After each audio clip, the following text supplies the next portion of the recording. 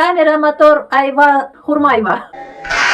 Майра, вот сейчас осень. Это именно та пора, когда на прилавках супермаркета в изобилии растет айва, хурма, даже в тех местах, где все это не произрастает на деревьях. И сейчас я хочу для своей любимой жены приготовить оригинальный, вкусный, душистый десерт. При том, что мы стараемся сахара употреблять как можно меньше, поэтому обойдемся только тем сахаром, который содержится в хурме. Приготовление этого простого, но эффективного и вкусного десерта занимает чуть более получаса, из которых подготовительные работы занимают всего лишь пару минут. Первым делом каждую айву разрезаю пополам, вырезаю остатки плодоножки и завязи и вырезаю сердцевину с семенами.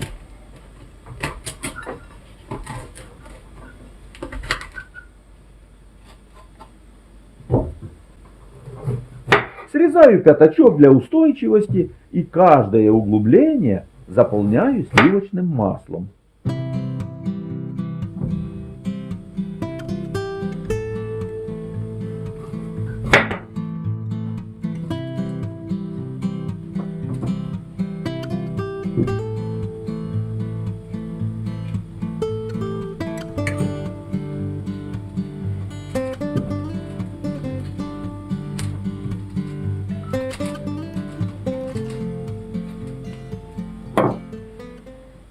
Отправляю айву в разогретую духовку на 20 минут. А сам тем временем продолжаю работу. Обратите внимание, что у меня хурма двух сортов. Это шоколадная хурма, она твердая.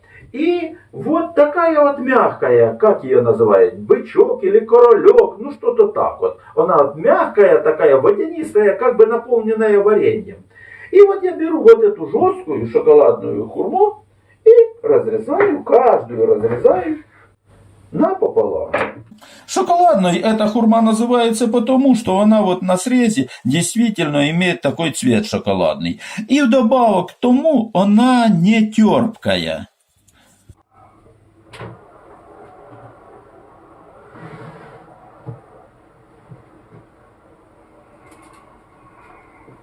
Этот рецепт идеальный именно для мужчин, когда нужно срочно, здесь и сейчас, буквально из ничего, удивить прекрасную даму.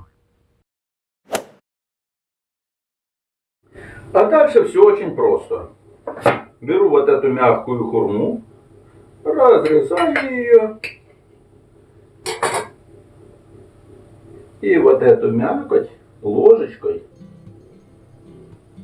вот так вот накладываю в эту ямку.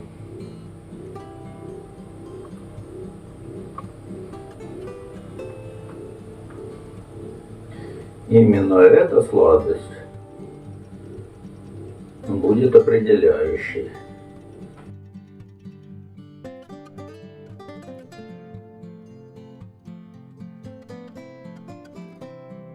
И каждую половинку айвы я накрываю сверху хурмой.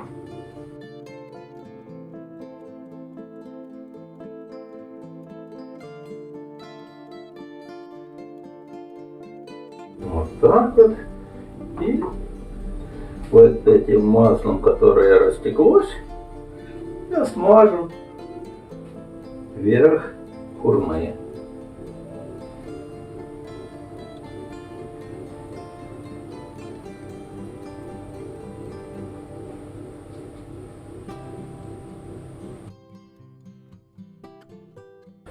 Снижаю температуру духовки до 150 градусов. И опять же отправляю все это в духовку.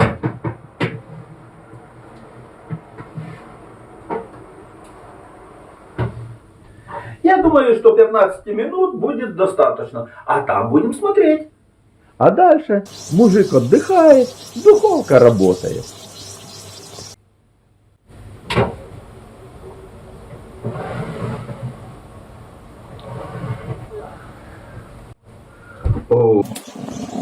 лепота.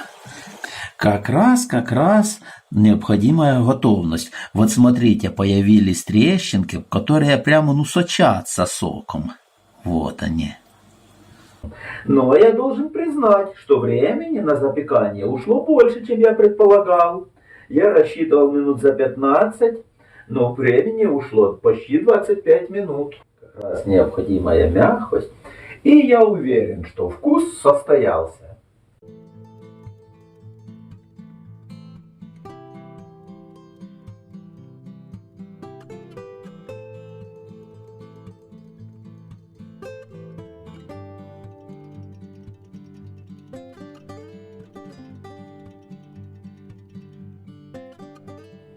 Моя жена была в полном восторге и назвала этот десерт хурмайва.